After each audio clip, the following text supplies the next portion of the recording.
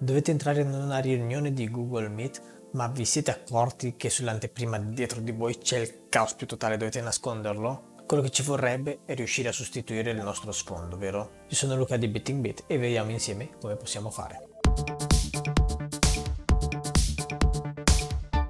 In Google Meet c'è questa funzione molto semplice e intuitiva da utilizzare che sostituisce il vostro sfondo con un'altra immagine a vostro piacimento.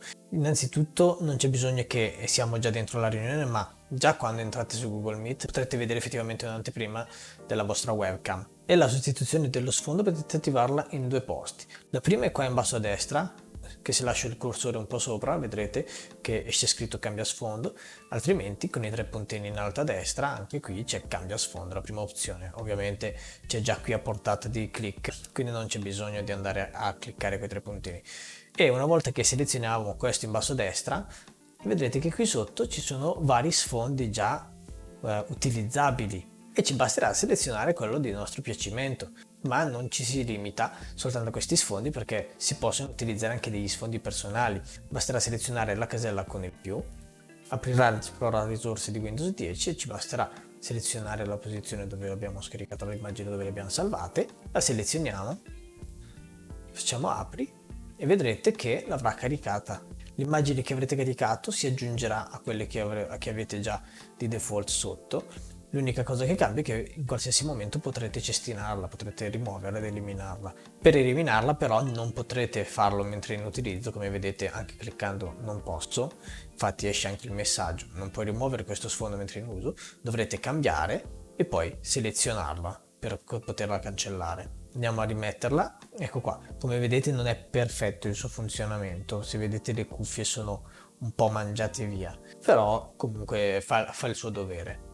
In qualsiasi momento volete disattivare lo sfondo, basterà o selezionare questo disattiva sfondi o semplicemente ricliccare di nuovo sullo sfondo selezionato. Io adesso ho uno sfondo abbastanza omogeneo e a tinta unica, però se aveste degli oggetti, delle cose che volete appunto magari nascondere senza dover proprio mettere degli sfondi come quelli che abbiamo visto adesso, che possono piacere o meno, potrete anche semplicemente selezionare la sfocatura dello sfondo. Potete selezionare tra sfoca leggermente lo sfondo oppure sfoca sfondo, quindi ci sono due gradi di sfocatura dello sfondo in base a quello che volete nascondere, in base a quanto volete che sia forte questo effetto.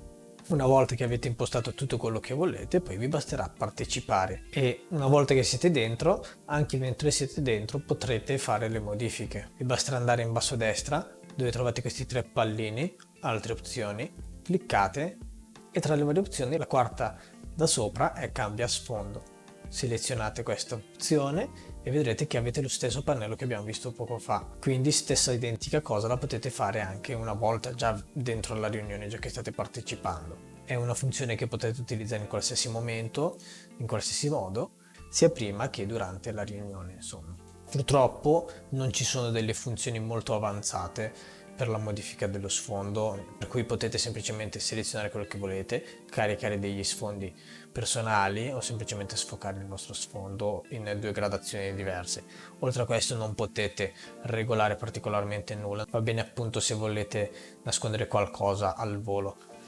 Diciamo che personalmente non mi fa impazzire perché mangia via parecchio di quello che c'è nel mio corpo, che cioè io magari vede anche le cuffie, cerca di toglierlo, semplicemente rileva lo sfondo che è un colore abbastanza scuro e quindi mi porta via anche le cuffie che sono scure. È l'unico modo di farlo funzionare, non ci sono impostazioni particolari che si possono regolare effettivamente. E questo era come poter utilizzare degli sfondi personali su Google Meet durante le nostre riunioni. Spero che il video vi sia piaciuto, vi invito a mettere mi piace e iscrivervi al nostro canale, lasciate pure anche dei commenti e fate domande o richieste su video che vorreste vedere sul nostro canale. Io vi ringrazio per la visione e ci vediamo alla prossima, ciao!